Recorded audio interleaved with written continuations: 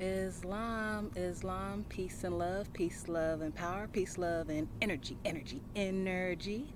I am Sade Renee L, all rights reserved, and I'm back at it again with another video.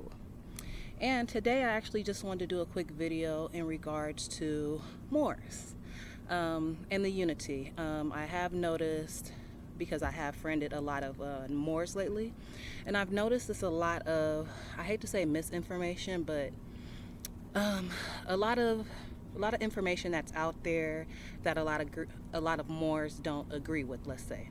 And it's okay to disagree, but we still need to stand in unity. That makes no sense for us to have debates, and then at the end of the debate, we don't learn from each other, we don't respect each other, or we don't take in consideration different ways of thinking, different ways of understanding, and different thoughts and different teachings, all of that, all of the above. So with that being said, like, I'll start off with myself.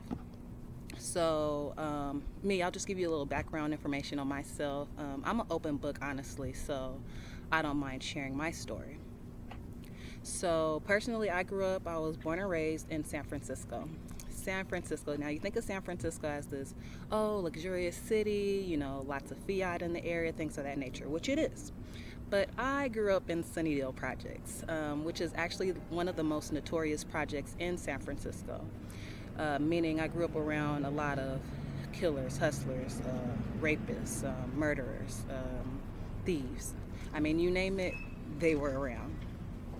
And with that being said, a lot of people that I was raised around became products of their environment due to, let's say, like the unum sanctum tactics and things of that nature.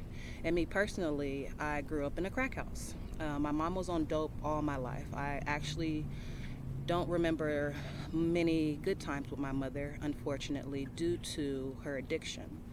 And I had to realize, the older I got, that I couldn't blame her for that. That was actually the government's fault.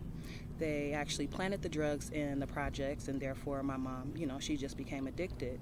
And, again, grew up in a crack house. So as long as you had the dope, knock on the door, you can enter. Just share it with my mother, you're good to go. So I grew up with a lot of turmoil, let's say, a lot of things that people shouldn't have to experience at a young age. I saw my first dead body when I was about maybe 7 or 8, and it was literally right outside my door. And I'll never forget, too, because they had the forensics, and they had this big old tank, and it had this big old light, and it was like 3 o'clock in the morning, but it made it look like it was like 7 a.m. just due to the fact that it was so bright, and they were out there like doing the forensics and things of that nature. It was pretty real. On top of, numerous shootouts. It used to be so many shootouts in the projects. Like, when you first get to the projects, of course, like, your natural reaction, every time you hear a shootout, you jump to the floor. It got to the point where you get so used to it, like, you hear them shooting, it's just another day. Like, it's normal. We became so normal. I became so prone, and, everything became so normal. Even, all the fights. And in the projects where I grew up, the police, they were too scared. We had what they call Beijing, so they were like security police who would go around the projects, and they were scared. They wouldn't do anything. So we grew up hiding from the police. Like, every time you saw the police, you'd hide. Or we give certain whistles, like they come and things of that nature. Like, people were always getting their houses raided. You name it. I could literally go into detail about all the stuff that I've seen and experienced at a young age. And again, I am aware that people can either take that, you either have the fight or flight type of instinct. And some people, they just become products of their environment, unfortunately. So I say that to say that you never know where a person is coming from. You never know their way of thinking. You never know what triggers them to get upset, let's say. So when it comes to the Moors, I notice, and I hate to say dirty Moors, but I notice a lot of dirty Moors. As we know, my daughter has been kidnapped, so I have a lot of people who, reach out to me, trying to assist me.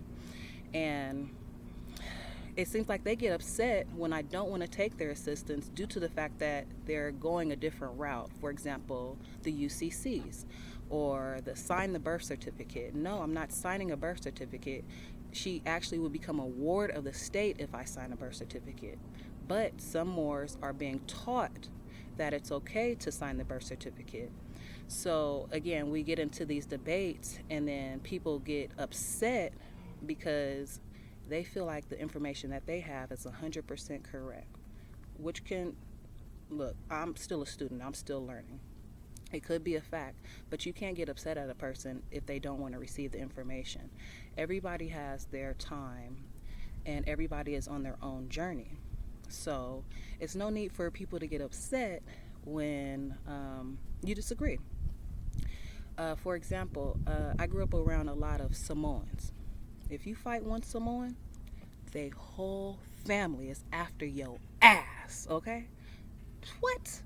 It's certain people, it's certain cultures that we were taught, excuse me, my nose keep running, not to mess with.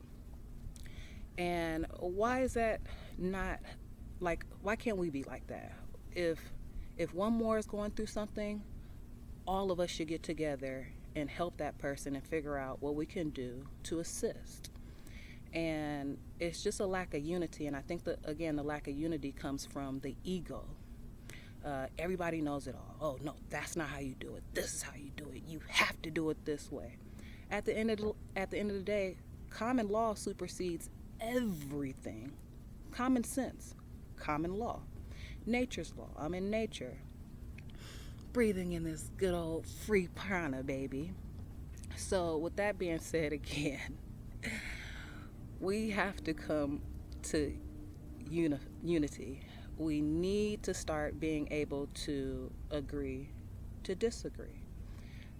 When I first came into this movement, it was actually by way of, what's the word I'm looking for? I mean, it's just been written. Because again, everything had been set up for me to fail.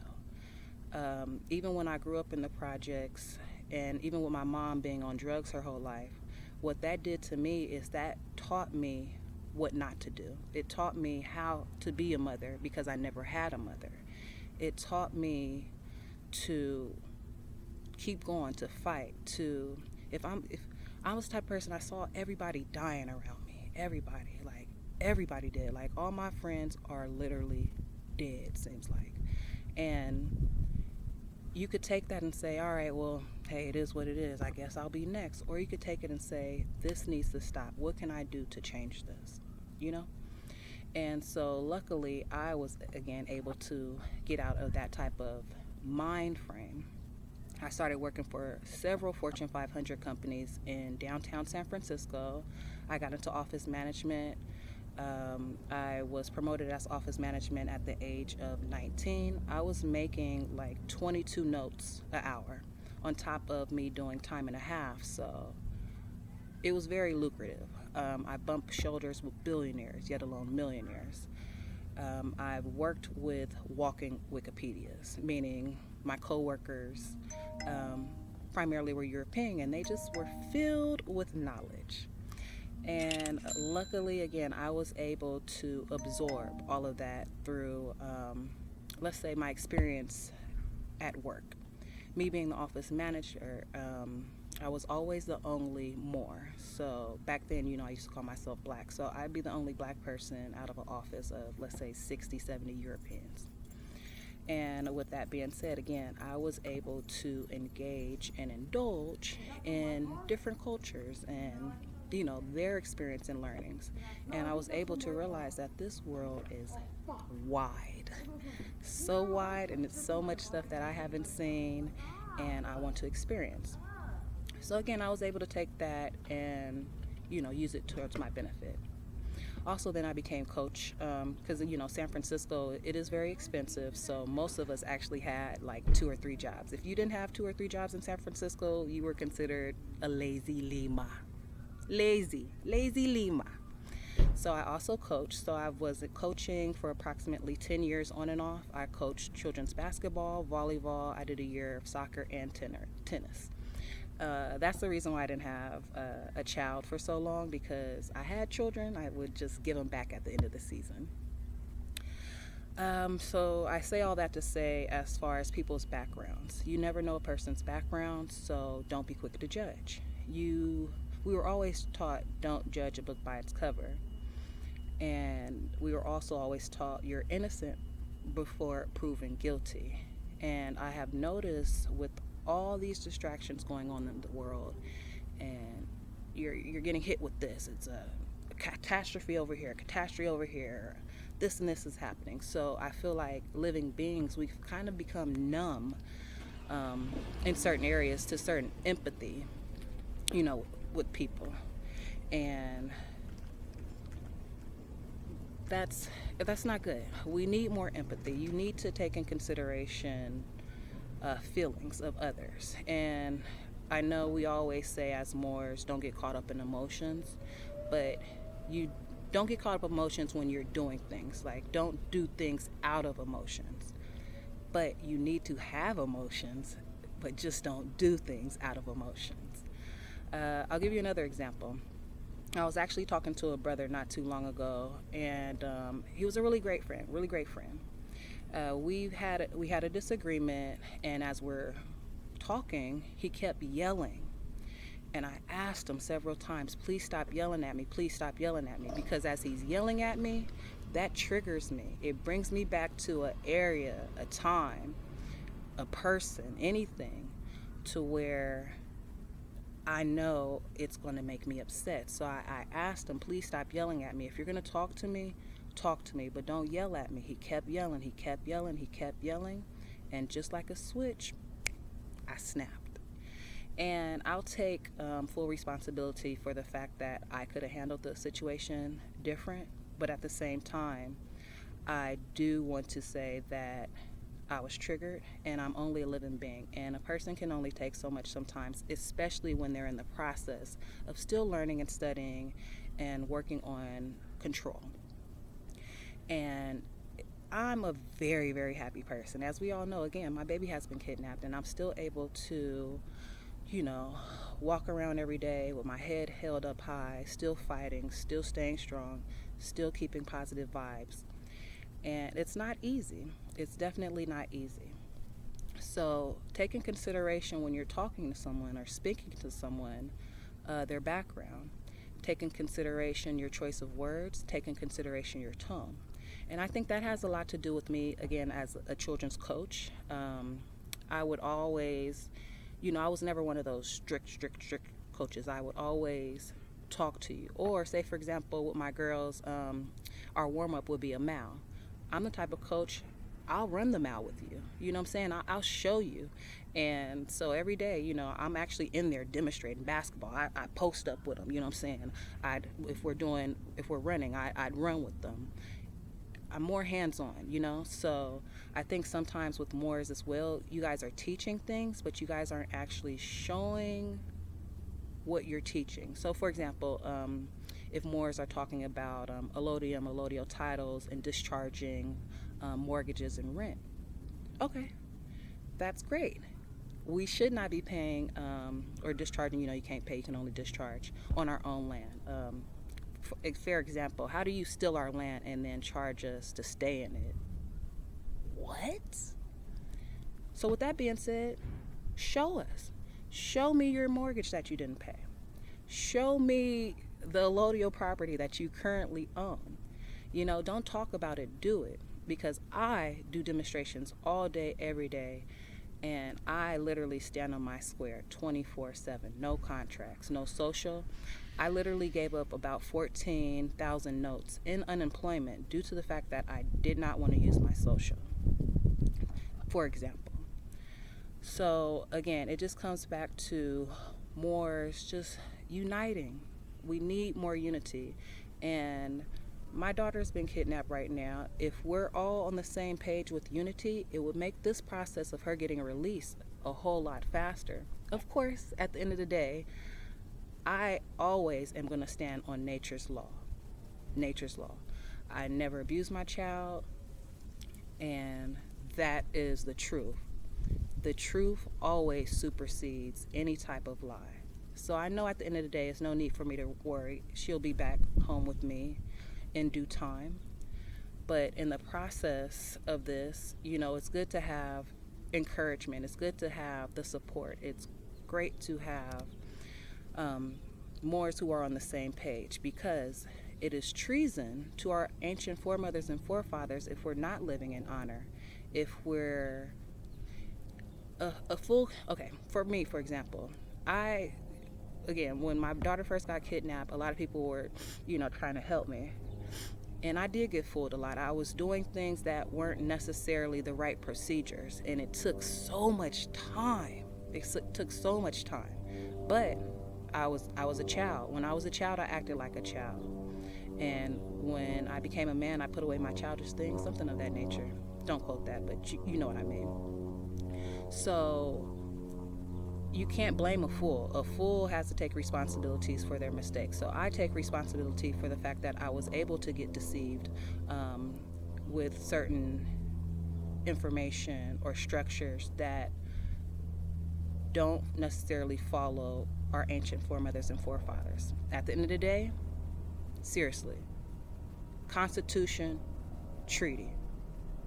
Constitution and treaty. Learn law language, and learn the word magic. It's not easy, and it's not nothing that anyone can do overnight. I know Moors who have been in this movement, let's say 5-6 years, and they stay in hotels, but yet they preach about allodial titles. So you need to make it make sense.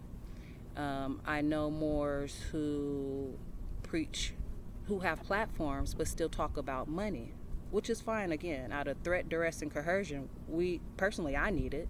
Only by threat, duress, and coercion do I have to use it.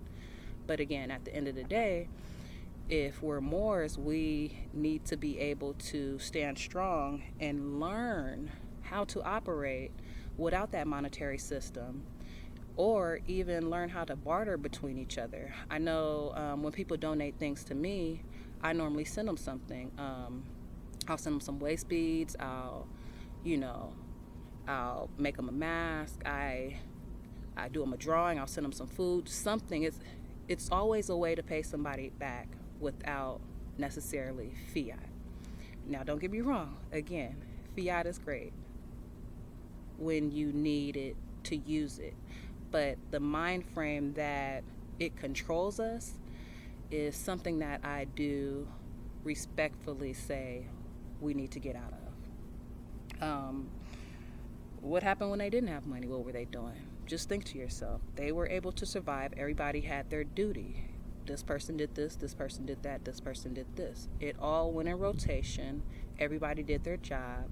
Everything worked, So, what else did I want to talk about today? Because I'm kind of just winging it here. I just wanted this to be kind of like it is an authentic video. I didn't have anything prepared. It just came to my heart to make this video because, again, I see a lot of Moors divided. And at the end of the day, unity will help my daughter. It will expedite my daughter's return home as Moors, because even CPS, CFS, the caseworker, he asked me if I had mental issues. When I told him I am a Moor, he said, "You mean Africa?" And then he said, "Have you ever had mental health issues?" And I thought to myself, how disrespectful of you. But I can understand coming from a material mind frame. He's not a spiritual man. He comes from a material mind frame. So he doesn't understand. And the fact that us Moors aren't making enough noise and actually standing on our square, every day, is making it a little bit more difficult for people to respect us as Moors. Example, you wouldn't leave the house without locking your door or taking your keys or taking your purse. So why would you leave your domicile without taking your flag? Also, for me, I personally feel that day when the police harassed me and took my baby, if I would have had my flag with me, if I would have at least had my turban or my hijab on, that would at least showed them who I am. They would have known. she is not black. She's different.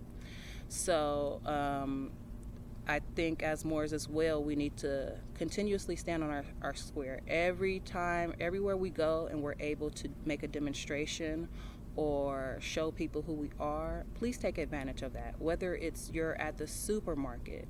I go to the supermarket all the time, and, people ask me about my hijab. They'll ask me, because I made a Moorish flag, what do you call it? Face mask. So they'll ask me what the star means. When I make purchases, I always use my national ID for the non-tax obligation, and that's my time to go into explanation, because people ask me all the time. They're like, why don't you pay taxes, or why don't you do this, or why don't you do that? And so then I just go into explanation as far as who we are, who they probably are too. They're just not aware of it.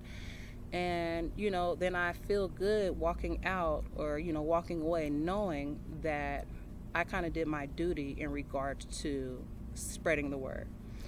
For example, a Jehovah's Witness, let's say, they'll knock on people's door and try to spread the word as far as what it is. Moors, well, we too busy. I ain't got time for that. If they don't get it, they don't get it. What type of attitude is that? What type of love is that? Love, peace, truth, justice, and freedom, right? That's not love.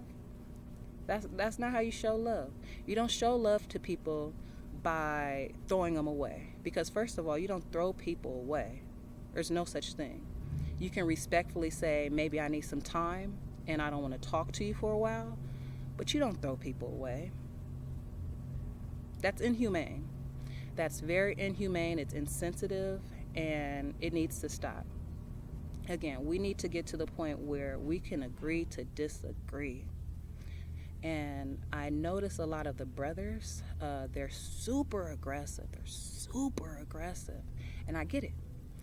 I think brothers they kind of get caught up in their ego sometimes. And also, I feel like a lot of people did get their teachings from, let's say, Honorable Grand Sheikh Taj Tariq Bey. And as you know, Taj is straightforward. He's not going to sugarcoat nothing. He's just going to tell you like it is, which I love.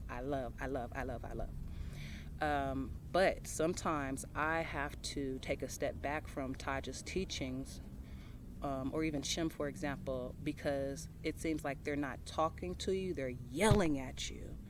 And I'm the type of person, I can't receive anything if you're yelling at me. If you're yelling at me, it's going to go in one ear and straight out the other. If you're talking to me, then hey, I'm all ears in, So again, I think that has to do a lot with the brothers. They have been taught this aggressive way of teaching, and they don't necessarily know how to reel it in.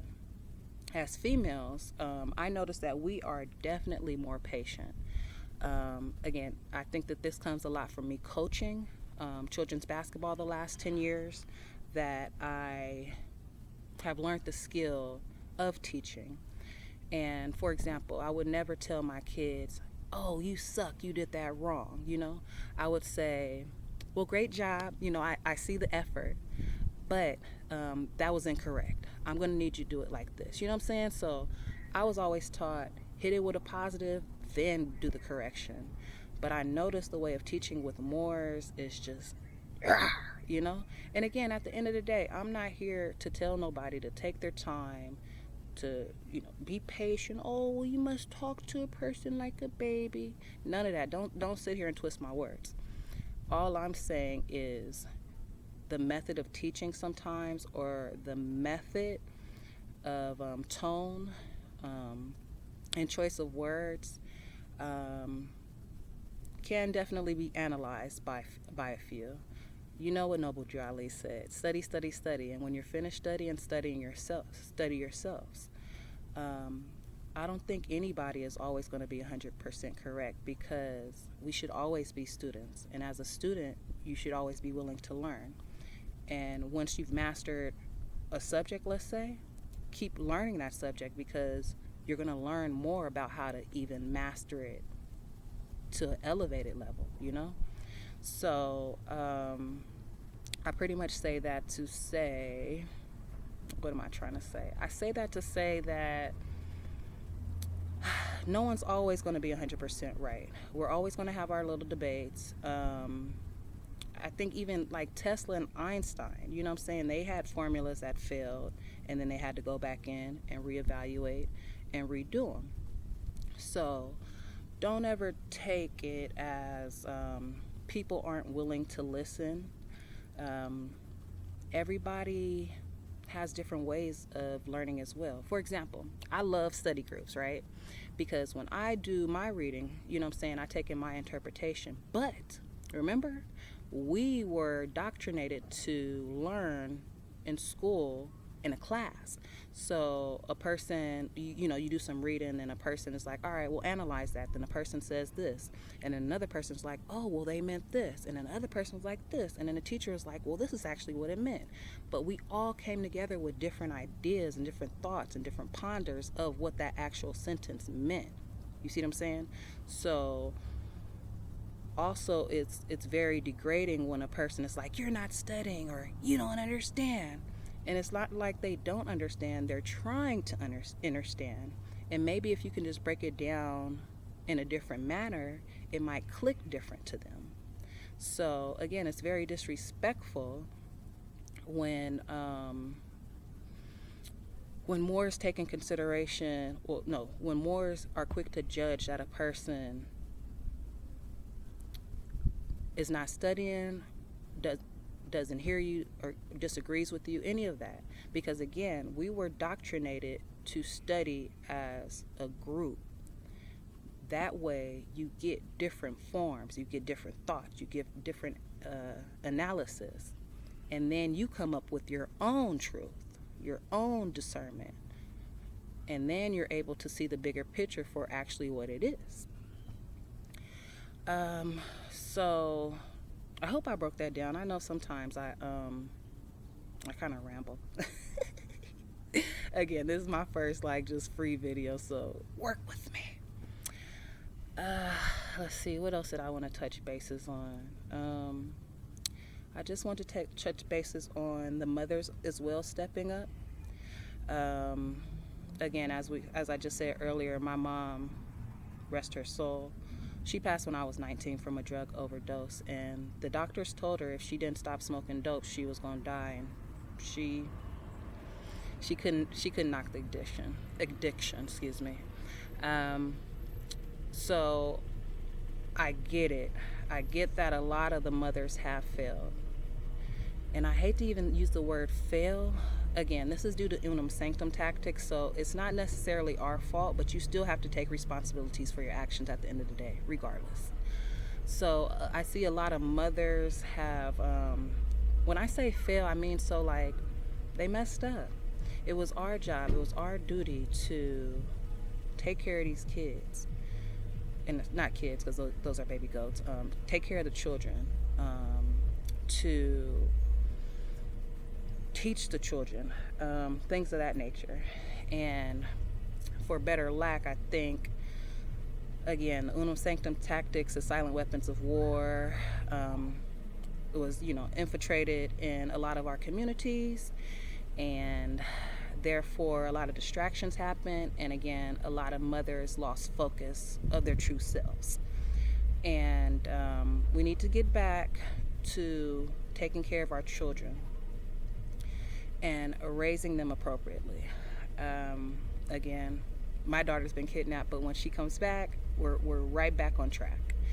And I say that to say it starts with the woman. It starts with the womb.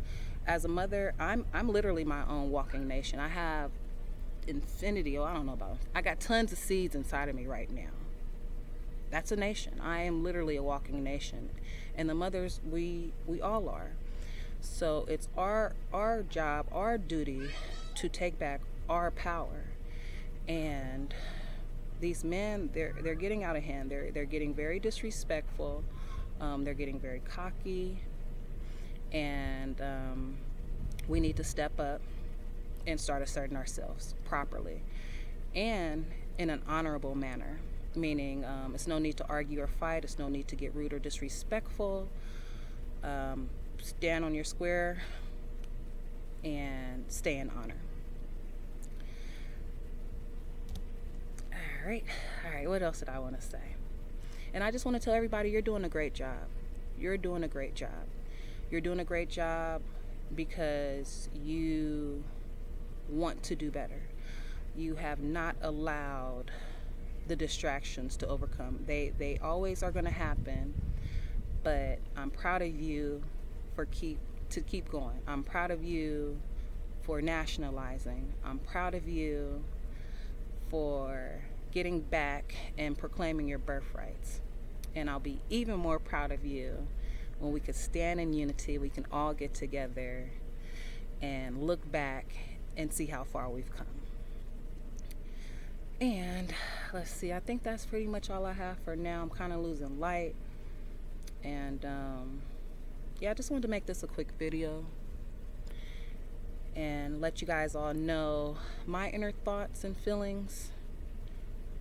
And I'm not basing this video off of emotion. This video is literally a call for unity, a call to continue to, if we have disagreements, agree to disagree, a call for more love. It's 4:44 on my time, by the way. I think that's pretty cool. And a call for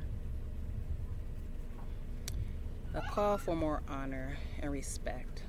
And again, because when we go out of honor, we're actually committing treason to our ancient foremothers and forefathers. So remain in honor, people, at the end of the day, and remain in love. Because again, you'll get more bees with honey than you do with vinegar, right? All right, so yeah, I guess that's it for now. Again, I appreciate you tuning into my video. Please like, share, subscribe, donate, all that good stuff. And until next time, peace and love, peace, love, and power. Energy, energy, energy. I am Sade Renee L. All rights are reserved. And study well.